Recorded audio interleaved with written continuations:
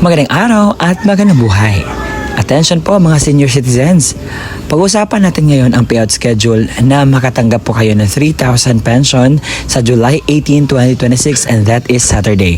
Ang mga importanteng announcement ay dapat niyo pong malaman. Sa araw na ito, ang i-expect niyo po na mapakinggan at makuha po na balita sa akin vlog ay una, ang mga lugar kung saan may magaganap na payout sa social pension for indigent senior citizens. Pangalawa, ano ang oras po ng inyong pong payout. Pangatlo, saan po ba gaganapin ang payout. At pang-apat, mga kumpletong requirements na dapat mong i-ready at pang-lima, mga dagdag kaalaman patungkol po dito. Kaya naman, inaanyayahan kita na tapusin mo ang video na ito hanggang sa dulo nang sa gayon makuha mo ang punto ng video kong ito. At kung ikaw ay bago pa lang sa aking YouTube channel at saka Facebook, ay don't forget po na i-follow or i-subscribe nang sa gayon po ay maging updated kayo sa mga susunod ko pang vlog na i-upload po dito. Sa mga nagtatanong kung legit ba itong aking sinasabi, yes po, may basehan po tayo dahil ipinapakita ko po ang mga resibo ng mga announcement at yung mga pangalan sa mga kasali. At hindi na po natin papatagalin pa ang oras mag-usapan ng bagay na ito. Let's go! Sa City of Lapu-Lapu sa Barangay Luok ay meron pong magaganap na social pension payout sa July 18, 2026 at that is Saturday. At maganap po ang inyong payout sa Luok Covered Court. Ito po ang announcement. Sa alas 8 hanggang alas 4 po ng hapon po ang inyong pong payout na gaganapin. Kaya naman, puntahan niyo po. Sa Munisipyo Sitio Malagpayaw Poblasyon ay meron pong magaganap na validation para sa mga potential na magiging social pensioner for indigent senior citizens. Ito po ang mga listahan na kasali po sa i-validate. Sa Bais City sa Barangay Cabanlutan ay meron pong announcement dahil meron pong magaganap na payout sa July 18, 2026 alas 8 hanggang alas 3 pa ng hapon sa Mother Rita Homes Covered Court. Sa Mactan Gymnasium ay meron po magaganap na payout sa social pension sa July 18, 2026 alas 8 ng umaga. At ito po ang mga listahan sa mga kasali po sa payout.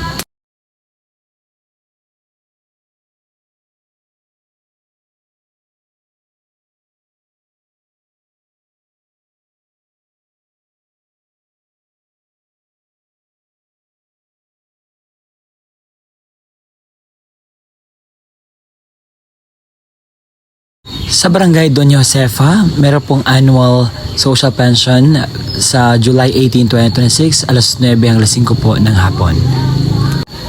Sa Kabadbaran, Agusan del Norte ay meron pong magaganap na payout sa July 18, 2026 alas 10 po ng umaga sa Multipurpose Gymnasium. Sa Barangay Canluhao, meron po magaganap na social pension for indigent senior citizens payout sa Canluhao Elementary School Gymnasium sa July 18, 2026, Saturday, alas 8 ng umaga. Ito po ang mga pangalan sa mga nakalista po na mag-payout.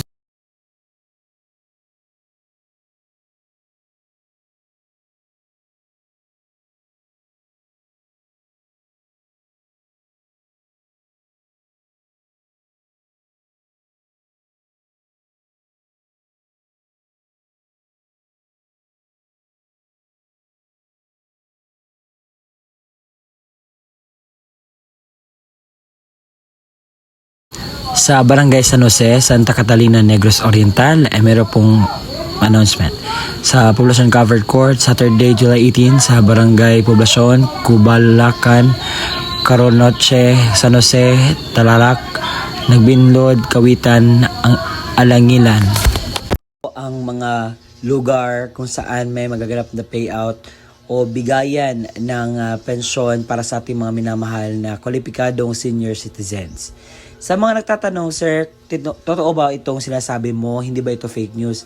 Hindi po iyan fake news dahil naka-include na po ang mga details na dapat nyo pong ma-inculcate, malaman, maramdaman. Kasi gusto ko pong sabihin sa inyo, dahil maraming nasabi, fake news namang sinasabi nyo.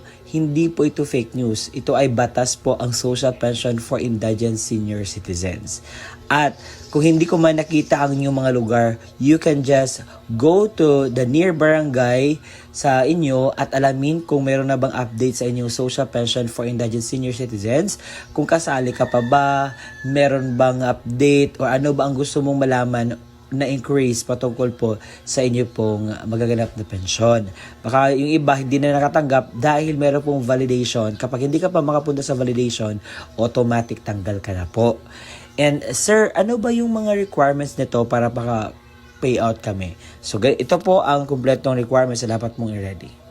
Social pension requirements. Kapag ang senior citizens mismo ang pupunta sa venue, ito po ang kanyang dalhin. Una, original OSCA ID at national ID. Pangalawa, photocopy ng senior citizens ID na may 3 lagda o thumb mark sa hindi na po makakapirma.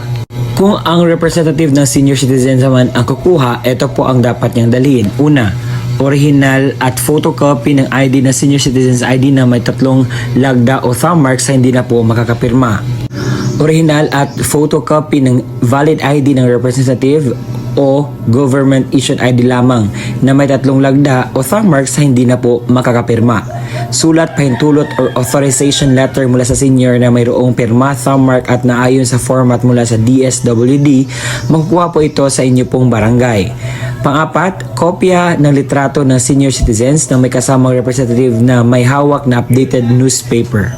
Kung ang kukuha naman ay representative ng namayapang senior, ito po ang kanyang dalhin. Una, original at photocopy ng ID ng senior citizens or certificate of membership mula sa OSCA kapag wala na itong OSCA ID na photocopy.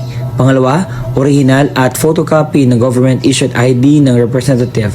Pangatlo, original na kopya ng death certificate na naka-certified true copy. Paunawa, ang mga namayapang pensioner ay makatanggap lamang ng kanilang pensyon depende sa quarter kung kailan mao ang alinsunod sa alintunin mula sa DSWD. At yun po ang kumpletong detalye sa inyo pong makukuhang pensyon sa araw po na aking sinasabi. Salamat po sa pakikinig hanggang sa susunod na aking upload. Bye-bye.